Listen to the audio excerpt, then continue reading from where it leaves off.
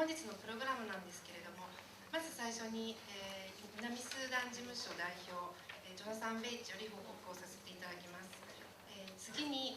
本日ゲストスピーカーとしてお迎えいたしました、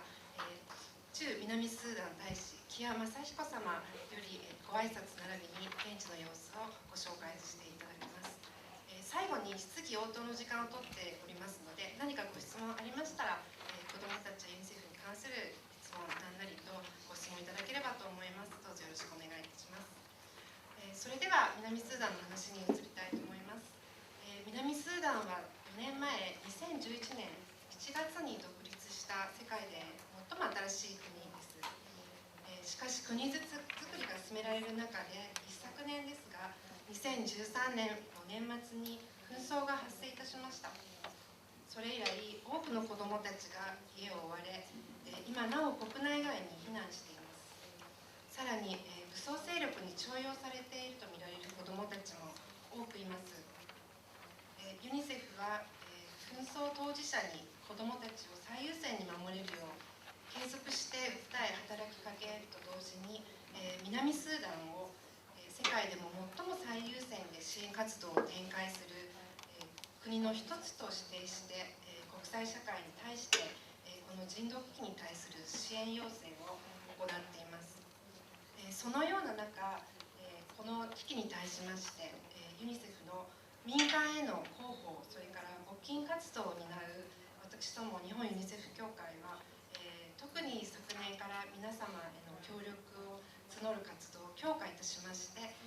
お預かりした募金を今年も継続して南スーダンに届けることができております。同時に、今年に入りましてから少しずつ明るいニュースも皆様に報告としてお伝えすることができております。特に、今年に入りましてからの戦闘当事者間の和平合意により段階的に子ども兵士の解放が進んでいる状況を明るいニュースとしてホームページ等で報告させていただいていることができております。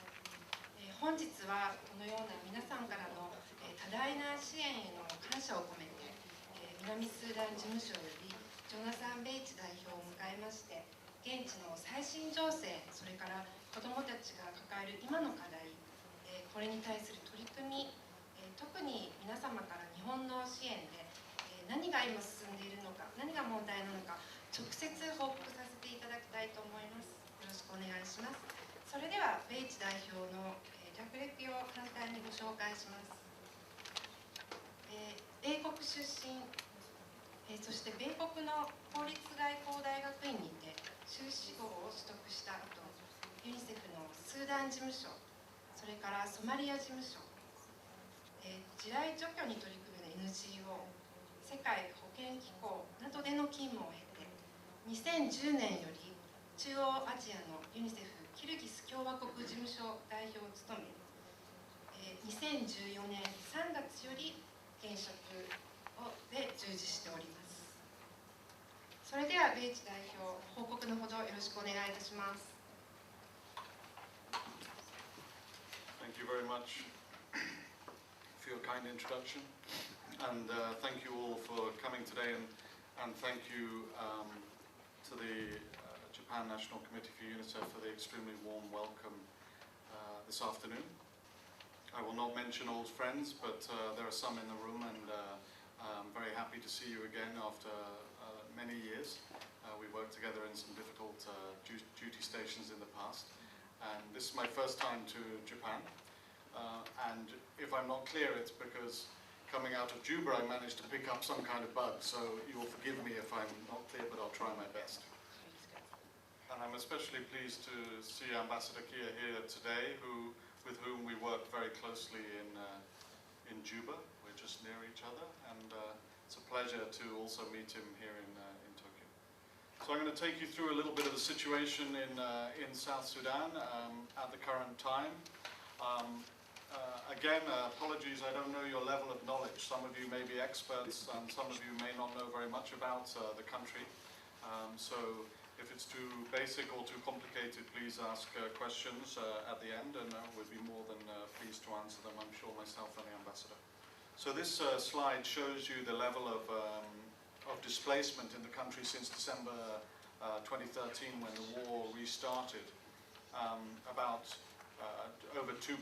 million people have been displaced as a result of violent conflict. And you can see that some of them have moved into other countries like Ethiopia, Uganda, Sudan to the north. But the vast majority are internally displaced in the 3 states with the big circles here. So the most dangerous and the most difficult places for children right now in South Sudan are in Unity, where you see 554,000, and Upper Nile, where you see 292,000. These are places which are very difficult to operate in and often inaccessible due to conflict. So as you may know, a peace agreement was signed on the 26th of August, but unfortunately since the signing of the peace agreement there's been no real let-up in the level of violence and displacement, and often the targeting of women and children, and the displacement has continued. And there's been a general collapse of the economy to the extent where oil is, South Sudan has oil, but it is not providing sufficient resources in terms of paying salaries and keeping hospitals open and so on. And so it's very much a pure humanitarian crisis in much of the south. Unfortunately, in spite of the country having the River Nile and having some of the richest agricultural land in the world, it does not provide, it does not grow enough food to feed its people. And because of the war and displacement, there's been very little planting. So as a result of that, very large proportion of the country is facing very serious food insecurity. If you just note this area of red and then the darker area of Unity State, that is the worst possible level of food insecurity that you can attain according to global classifications. That means if you do not reach that population in that dark red area, there's a very serious danger of famine, and with famine comes very, very high mortality rates. So UNICEF is responsible for trying to respond to the children with severe acute malnutrition. A child with severe acute malnutrition is 9 times more likely to die than a normal child, than a normal weight child, if we do not reach that child. So we're trying to reach around 250,000 children with severe acute malnutrition. This is on top of the hundreds of thousands that are also reached in general food distribution with our co-collaborators, WFP. We have a very strong program that we work together with WFP. And we've been doing quite well, except that in those areas which are deep red there, because of the violence that's been going on, it's been very difficult to access children in that area and to find out exactly what the situation is. So the other problem with displacement and poor health infrastructure is that you get large disease outbreaks. And we've had big problems with disease outbreaks in the last 2 years, including widespread cholera, measles, Kala-Azar, and other diseases that kill children. So Bentiu, which is the capital of Unity State, that one that I showed you, that has the largest displacement population there. There's more than 125,000, 130,000 people living inside the UN base there. They've fled from the violence and gone into the UN base and are living in close proximity to each other inside that base. The vast majority of those people are women and children. The men do not arrive. They're elsewhere. The women and children are being driven into the camp. They're escaping into the camp to try and survive, and they arrive in a very, very difficult situation. And we've had extremely high levels of malaria, which has killed a large number of children over the last few months. So you can imagine this area. It's by the River Nile. It's in the swamps. It's a perfect place for mosquitoes, and the disease is very rife. So we have to have a huge response plan that involves prevention, but also the provision of bed nets, the spraying of every single dwelling, the killing of larvae in ponds, and so on. Also had very, very aggressive responses to cholera outbreaks and measles outbreaks, and the presence of poliovirus in the country through mass immunization campaigns. In terms of water and sanitation, despite the fact that there's a lot of water in South Sudan, the Nile is there and there's a huge amount of water, most of it is not potable, most of it is not clean for human consumption. So also a lot of the water points have been destroyed as a result of violence, and so we're rehabilitating an enormous number of these water points at the moment. But we're also doing a lot of development work, and we're trying to eradicate a disease called Guinea Worm that you may not have seen before, but is now almost eradicated, but the largest number of cases in the world is in South Sudan. And I hope that we'll stop the disease next year. Despite the war, we're going to do it and get this disease out of South Sudan. So in terms of education, the indicators for South Sudan were probably the worst in the world even before the war started. The country had basically been at war for the last 35 years. So the vast majority of the population grew up in refugee camps and were educated in refugee camps or in other countries. So UNICEF has a huge drive to get children into education, supporting the ministry and many other donors and programs to get kids into basic learning opportunities in South Sudan. So you can see that around 400,000 children were forced out of school as a result of the conflict, but we've managed to return over 300,000 so far this year with our Back to Learning initiatives. And for the first time in its history, there will be a curriculum which is South Sudanese. This is very important because the sense of national identity is critical for building peace in the country. So before there were people teaching using the Kenyan, the Ethiopian, the Ugandan, the Sudanese, the Arabic, different languages. Now for the first time there will be a united national curriculum that every school child from grade 1 to grade 8 completing secondary school will be able to be taught in, which includes very important elements including life skills, peace building and identity of the nation and the state. So the war has been particularly brutal and violent against children, but also women, and with very, very high levels of sexual violence and other forms of gender-based violence, but also the grave violations that UNICEF monitors and reports to the Security Council. So we have, with large teams of our own staff, protection staff, but also NGO colleagues working in the field, we keep an eye on the forced recruitment that has been going on. And we estimate that more than 15,000 children have been forcibly recruited over the last 2 years. And the peace agreement specifically mentions that UNICEF is responsible for the release and reintegration of those children. So when the peace comes, when stability comes, we expect a large number of children to eventually be released. So we're trying to find them now, locate them, talk to the commanders, and get them out. And we started already with a group down in the south, in Jonglei State, with a faction called the Cobra faction, and released 1,755. But you can imagine the condition of these children coming out. Many of them are traumatized and many of them need long-term care. This is not an overnight program. This is something that you have to invest in. It takes several years to try and get these children out and to protect them and to help them so that they don't re-enter armed factions, and also that they can enter mainstream education and be productive members of society eventually.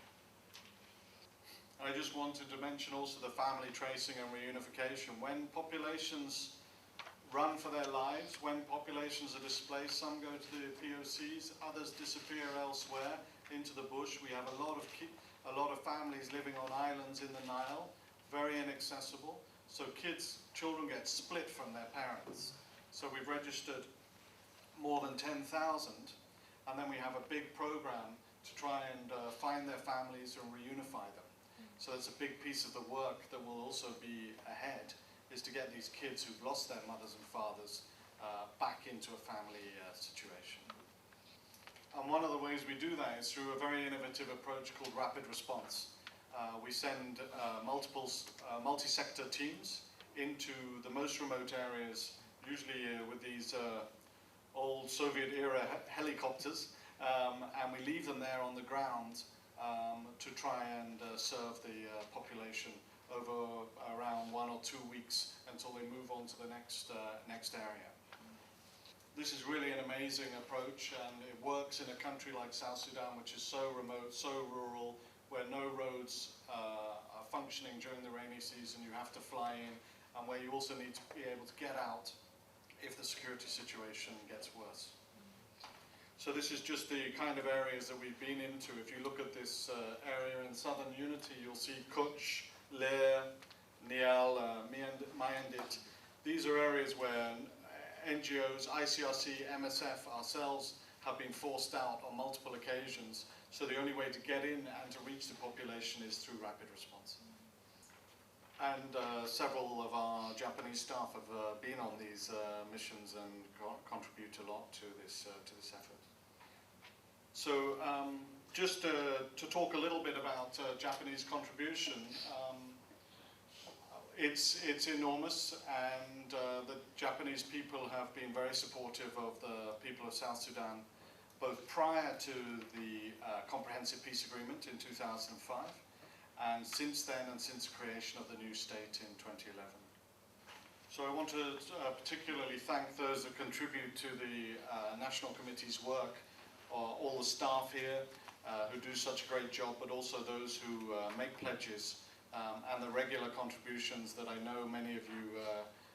make. This makes a huge difference to our ability to respond. This regular income enables us to keep programs going even in the hardest times. So, and these are some of the results from the generous contribution of the Japanese people, you know, they're pretty extraordinary. A provision of 500,000 bed nets is not a small number. That's a huge number of mosquito nets in an area where the entire country is endemic and we have very high morbidity and mortality rates from malaria. The same thing with these other, I don't need to go through all of them, you can see it, but it's an enormous contribution, and also helped us to stop the cholera outbreak that we've had over the last 6 months or so in Juba. And Japan has really helped in a wide range of interventions, including education. I mean, the future of the country depends on the education of its people, so it's absolutely critical that the Back to Learning campaign works. And Japan has contributed significantly to this in a number of different ways. And then we've also had visits of Goodwill ambassadors. Agnes Chan came to see us recently, a few months ago in April. And it's very important, and we've also had many visits of Japanese journalists, and we welcome you to come and visit, and we take you on some of these visits, and we'll take you into the bush on these rapid response visits, because it's very impressive, and it's very important that the Japanese people understand what is going on in a country where probably the women and children are some of the most vulnerable in the world. So we have made a lot of progress, but you know very well in this world there's a lot of emergencies and a lot of crises in the world. But we mustn't forget the youngest country with the youngest citizens and a very, very fast-growing population. Otherwise, this is a potential disaster for the future of not only South Sudan, but the whole of East Africa. I think these women and children are uniquely vulnerable, and they deserve our support as much as possible. So please follow us on social media, retweet us, look at Facebook and get the message out there, and we would be most appreciative of that. But at the end of the day, as I'm sure the ambassador will tell us about now, the most important thing for the people of South Sudan is peace. So however we can encourage both sides to implement the peace agreement immediately, we should try and do so. And we should continue to talk about the violations against children and women and raise them to both sides, and we will continue to rely on the support of the Japanese government to do that. Many thanks for listening, and thank you very much.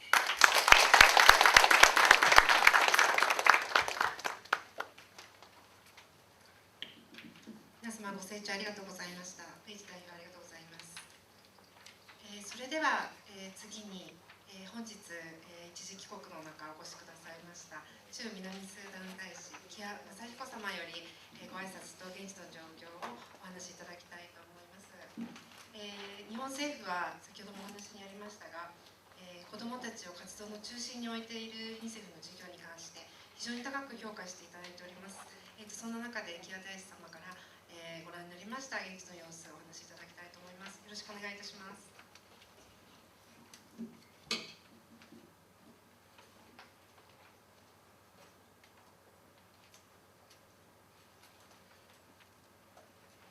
こんにちは。本日、日本ユニセフ協会様からましたこういう機会を与えていただきましてありがとうございます。木谷昌彦と申します。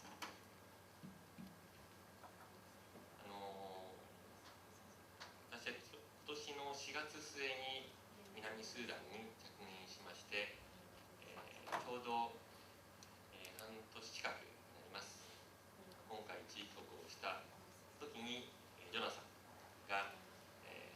訪日をして今日にも参加するということで、今回ぜひこの場で彼の活動を俯瞰する形で日本政府の取り組みですとか日本から見てのユニセフの活動について皆さんに簡単にご説明させていただければというふうに思っております。現地に来ましていつも一緒に仕事をしているんですが大変感謝されて評価されていまして、現地にも行っても大歓迎、ということです。日本としても、彼の活動を支援して私も一緒についていって顔を見せることで日本を支援しているんだよということ、これは日本政府の支援のみならず一人一人の寄付されている方を、代表してという気持ちでなるべく南スーダンの方に分かっていただくようにと思って仕事をしています。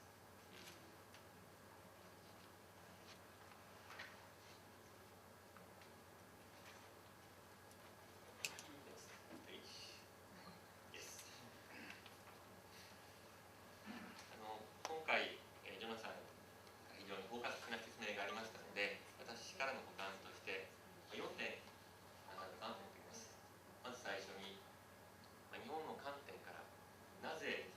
今日本にとって南スーダンなのかということ、2つ目は南スーダンでユニセフ関係のみならず日本は何をしているのかということ、3つ目は、皆さんご関心があると思いますけれども日本は、なぜユニセフと連携してどのようにユニセフと連携して支援を行っているのかということ、4つ目はこれからどういう課題が残されているのかということです。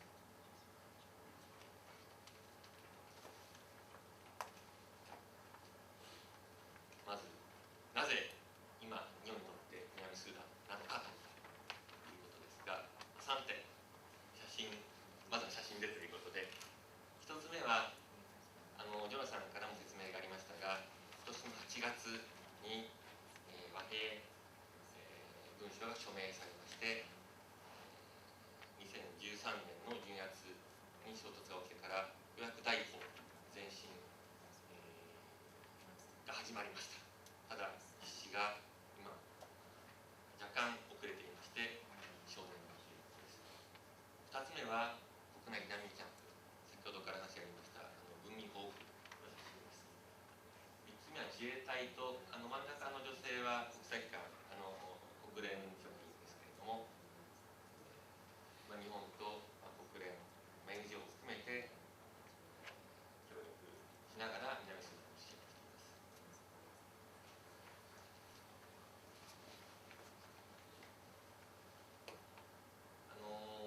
今お話ししましたように今年の8月に合意が署名されて、国連でも先月国連総会のハイレベルリーグで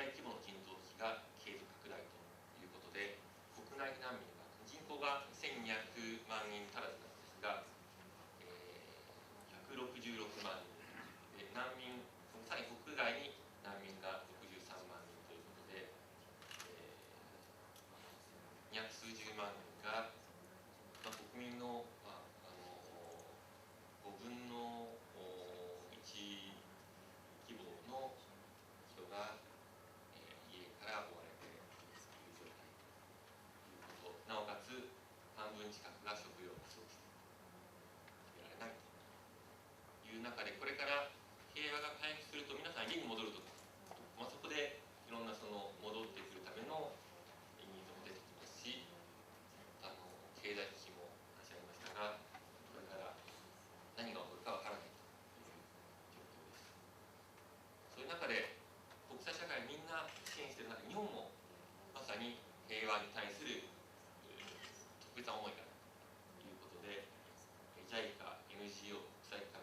との連携での支援に加えて、今世界で唯一国連 PKO に自衛隊を派遣しているところでもあります。その平和主義を実現する、実践する、一つのモデルケースということで、ぜひ効果的に支援して成功させなければならない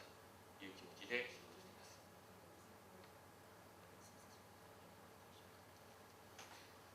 実際に何をしているかということで写真が参りますが、自衛隊の施設での活動で、これが JICA 橋の工事の様子ですが、で3つ目、これがUNDP なんですけれども、国際機関幅広く連携をしていまして、女性警察官を中心に日本政府の支援部とも連携しています。でこちらはジャパンプラットフォームの枠組みで、ピースインズジャパンさんが支援している、水衛星の事業です。学校にトイレを作って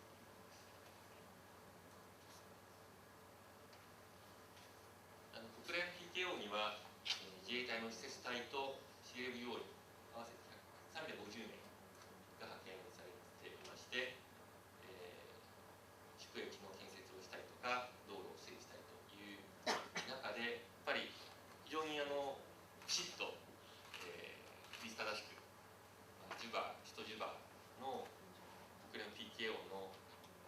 下支えをしているということを現地に行って、1、2週間に1回ずつ現地部隊を訪問するに行ってるんですけれども、行くたびにそういう思いをします。実際ジュバの市内でも工事をしている中で、非常に日の丸を背中につけてですね、やっている姿っていうのは頼もしいし、南スタッフからも感謝する。JICA さんは橋、あと水供給、あと河川工、インフラ関係とか農業に産業一番大事な。あとは教育、食料訓練、あとは、警察庁からですね、みたいなのをやっています。で国連はユニセフさんのみならずいろんな機関の専門性を活用しつつということで、日本の職員19名ということで非常に多いようなんですけれども、まさに建設途上の国ということで、はるかに多くの国際公務員が現地に働いているので、まだまだ増えてほしいなというのが実感です。で NGO はまだ治安が落ち着いていないので、現地に常駐できていないので、今と現地 NGO を支援しながら出張ベースでその力をつけて支援していると、逆にそうすることで現地の NGO が持続的に自ら自分の国をよくできるという、そういう、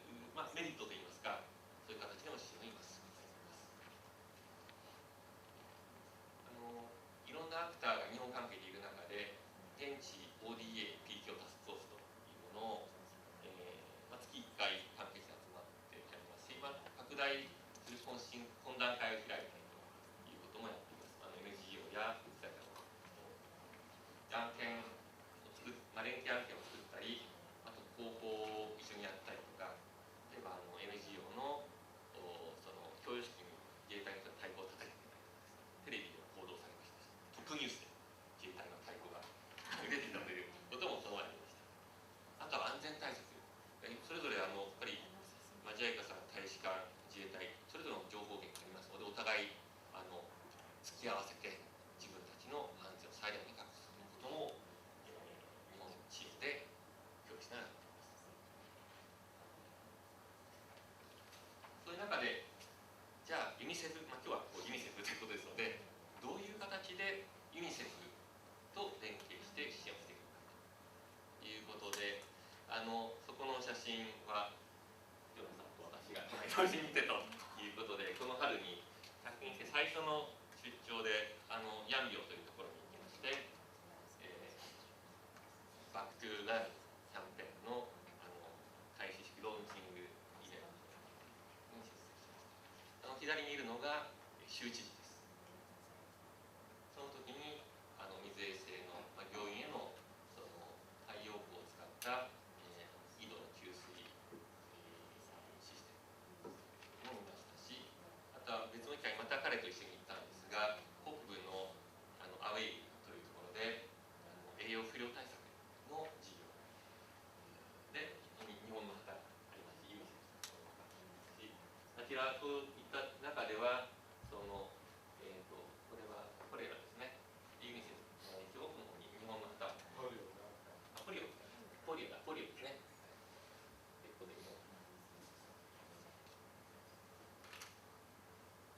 でという活動をしているので、この女性がですね、今、ユニセフ事務所にいる日本人職員2人とも女性ですが、もう1人、評価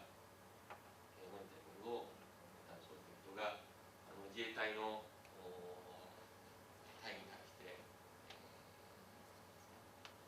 説明勉強会をしているところです。こういうことがこのイベントに、現地に行った時の報道ですが、日本はそのマルナーリスト中日本は栄養不良の子どもたちを、支援しています。475万人ということで、こういう会にしっかりと広報を協力しながらしています。で、ユニセフと協力しながら、ユニセフ経緯というか、ユニセフを通じてという言葉もありますけれども、むしろユニセフの専門性、リソースを十分に活用しながら、日本が資金を供給する形で、連携支援を行っていますが、理由は3つあります。1つは専門性、お話があった教育、保健、水衛生、栄養、子どもの保護とした分で、専門的な知識スタッフを基盤にきっちりとした支援を行っていくので、そこをついてやるのが効果的である。2つ目は実施能力。日本人が乗り込んでいってもなかなか現場の隅々までできませんので、そういうパートナー団体 NGO とネットワークを持っていて、なおかつどういう成果があったかをきちっとモニタリングできるということです。3つ目は、やっぱり安全が大事ということで、日本人の渡航を制限します。で、JICA の活動も NGO の活動も、自衛隊の活動も、相当、基本的には地場中心ということで、そういう中で全国で困っている人を助けるためには、国際機関と連携しながらできるということで、協力しています。その時には、日本がちゃんと支援をつけると、別にお金出すわけじゃないよということで、その日本人の顔と心が伝わる形での支援が大事と思います。逆に日本だけでやるよりも、ユニセフもその発信力、広報は見てて非常に第一級の広報ですし、あとはブランドもありますので、日本がユニセフは人気ありますので、ユニセフを支援しているということで、両方一緒に出ることで、日本に対する印象がさらに良くなるということもあります。あとは別にユニセフだけじゃなくて、日本ならではの発想、人間の安全保障ですとか、人材育成重視、あとは人道支援から復興開発への移行を重視するという、日本ならではのその支援の特質というものを指揮を出すときには、特に重視してそういう活動を支援しているということがあります。あとはJICA さん、あと自衛隊、NGO、写真でお見せしましたが、そういう各団体と相乗効果がある形で相関する形での支援を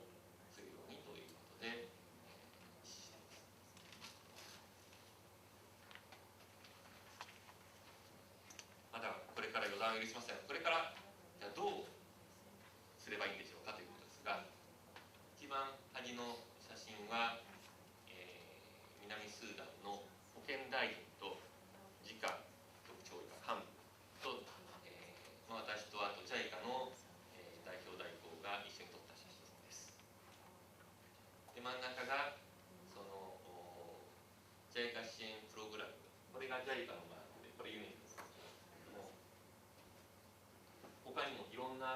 際機関とか、あと外国の場合、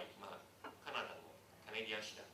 ですね、NGO もみんなで一緒になって、母子保険のための、助産婦、看護婦、助産師看護師学校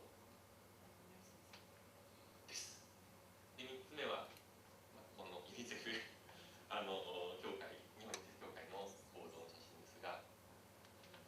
課題、まず1つ目は南スーダンの自立に向けての配慮。やっぱり相当国際社会が、もうたくさん入り込んで支援をしているので、深くやっぱり我々の思いが強すぎて、自分たちで国を作るというそこの尊重というのが難しくなってしまうというのは、率直なところです。まずはご当人たちで平和になってもらうこと、仲直りしてしっかりと、一つの国として自立することに加えて、それがうまく機能するような制度を作って人を育てることが大事だというふうに思います。で、2つ目はその日本の強みを国際社会の中で発揮する。それに日本だけで支援してもインパクトは限られていますので、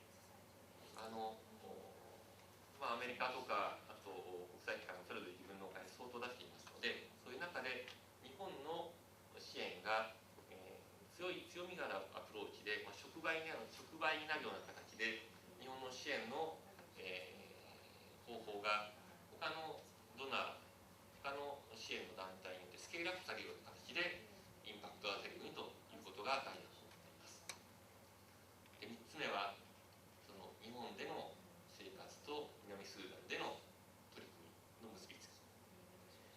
ここに先週末に帰ってきましたが、本当に平和だなという緊張感が全然違いますが、やっぱり昨今平和に対する議論がいろいろありましたが、そういう、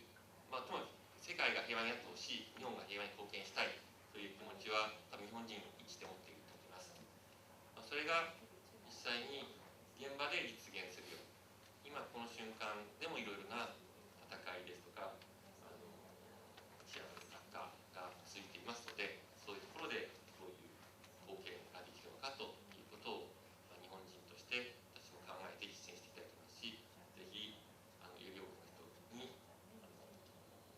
協力いただければというふうに思っております。やはり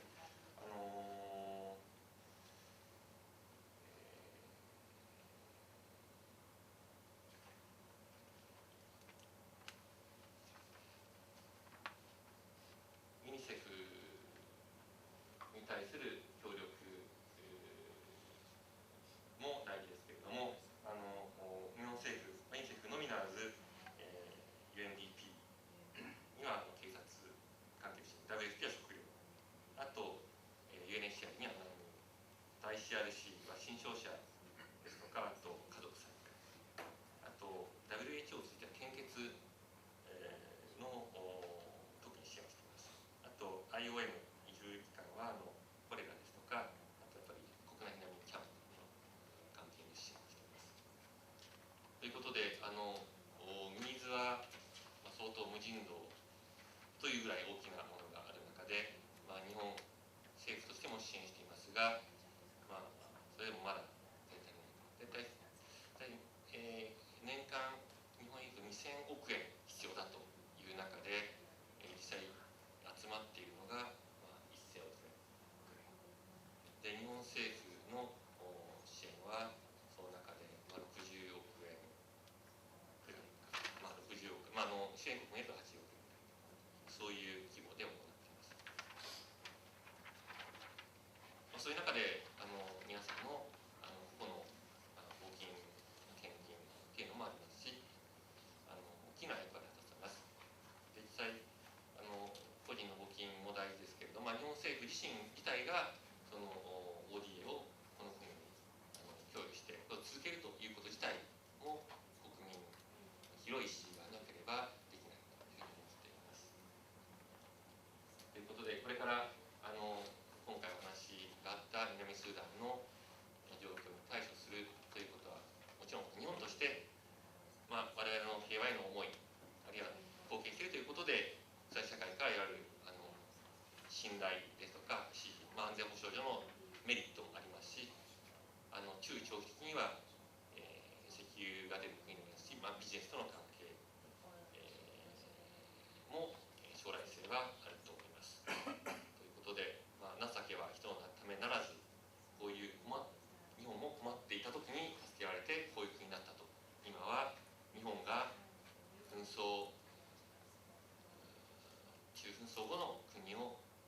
ワンと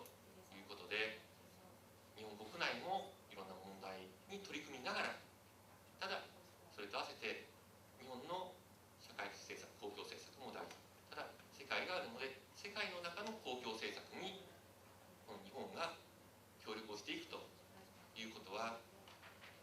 世界の中で生きている、日本が世界の中で生き延びていく上で大事なことだというふうに感じております。ぜひ政府の活動、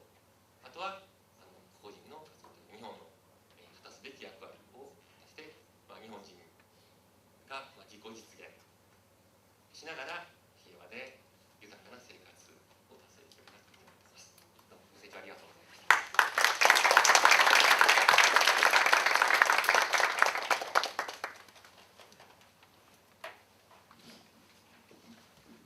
木谷様ありがとうございました。皆さんご清聴ありがとうございました。